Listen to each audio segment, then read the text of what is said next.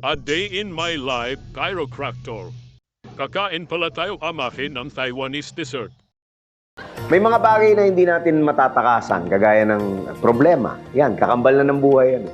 Pag dumarating ang problema, madalas nakasimangot agad tayo, di ba? Pero minsan, may mga problemang parang nagpapaganda pa ng sitwasyon natin eh. Kaya minsan, para maiba lang, salubungin naman natin ang problema ng nakangiti.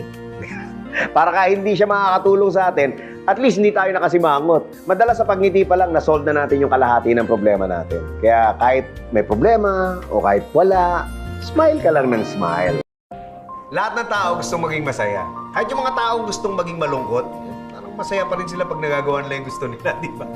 Kasi natural naman talaga sa atin yun eh. Yung gumawa ng mga bagay na magpapasaya sa atin, yung bumili ng mga bagay na sa tingin natin eh, ikakasaya natin. Pero palagay ko, ang totoong sikreto ng pagiging masaya ay yung pagiging kontento. Pag natutunan nating pahalagahan yung mga bagay na meron tayo, doon sumasaya ang buhay ng tao.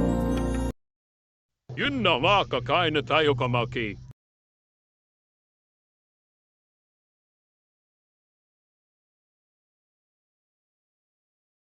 Lahat ng tao may hangganan ng pasensya. Kahit nga yung pinakamabait, naku, napupuno rin yung mga yan. Kaya dapat, huwag nating abusuhin yung kabaitang pinapakita nila. Dahil pag natauhan sila, naku, hindi nila may iwasan ka na.